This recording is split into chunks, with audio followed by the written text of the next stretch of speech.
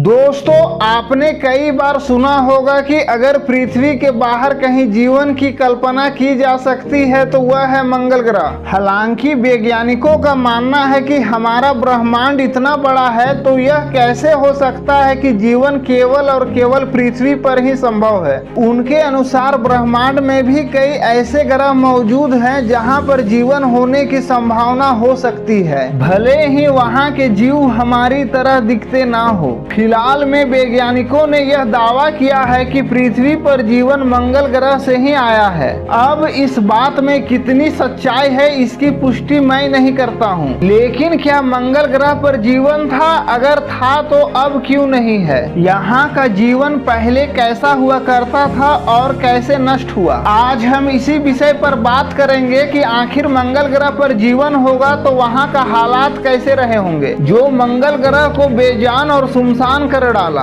और जीवन पृथ्वी पर भेज दिया। आप में से सभी जानते हैं कि सभी ग्रहों का जन्म तारे से ही हुआ है। सौर मंडल में स्थित सूर्य से ही सारे ग्रहों का जन्म हुआ है। सूर्य का टेम्परेचर अत्यधिक होने के कारण इनसे जन्म लिए हुए ग्रहों का तापमान भी अत्यधिक होगा, लेकिन इन ग्रहों के पास खुद की गर्मी पैदा करने की क्षमता नहीं होने के कारण सूर्य से अधिक दूरी पर पाए जाने वाले ग्रह धीरे धीरे ठंडा होना शुरू कर दिए होंगे। यह सिलसिला लाखों सालों तक चलता रहा होगा। उसी में से एक ग्रह मंगल, जो पृथ्वी से बहुत ही छोटा और सूर्य से अधिक दूरी पर स्थित है, जिसका तापमान सामान्य था, जिसके कारण वहां पर पानी पाए जाने लगे।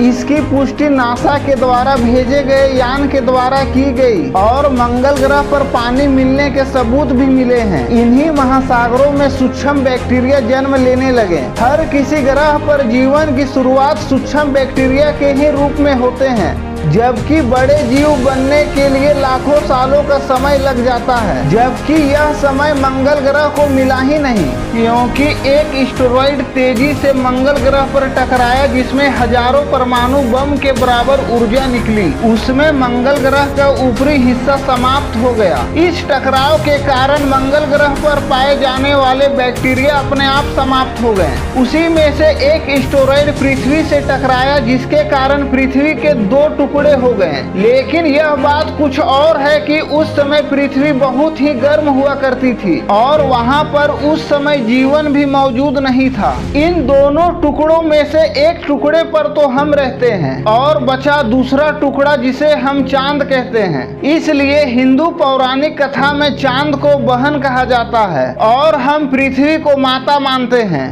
इसलिए चंदा को मामा कहा जाता है। पृथ्वी से उस टक्कर का एक अच्छा संयोग था, क्योंकि इसी के कारण पृथ्वी पर जीवन की उत्पत्ति हुई। साल 2011 में नासा के रोवर ने एक तस्वीर खींची थी जिसमें गोल पत्थर दिखाई दिए थे, जो हजारों साल पहले पानी के बहाव के कारण पत्थर गोल रूप में परिवर्तित हो गए थे और तस्वीर में काफी सारे झील तथा नदी की संरचना दिखाई दिए थे, जिसे देखकर वैज्ञानिकों ने अनुमान लगाया कि एस्टेरॉयड टकराने के बावजूद भी मंगल ग्रह की धरती पर पानी तरल रूप में रहा होगा। आपकी जानकारी के लिए बता दूं कि मंगल ग्रह पर हजारों की संख्या में ज्वालामुखी सक्रिय पाए जाते हैं। यही ज्वालामुखी विस्फोट के कारण लार्वा के रूप में पानी बाहर आए और वाष्प बनकर बादल में परिवर्तित हो गए और पुनः मंगल ग्रह पर पानी के रूप में बरस गए, जिससे समुद्र और नदी का निर्माण हो गया, जिसके बाद मंगल ग्रह पर दूसरी बार जीवन पनपने लगा। लेकिन यहाँ दूसरी बार पनपने वाला जीवन भी यहाँ पर लंबे समय तक सरवाइव नहीं कर पाया, क्योंकि सूर्य से ज्यादा दूरी पर स्थित होने के कारण ज्यादा ठंडा हो गया और वहाँ का पानी बर्फ के रूप में जम गया।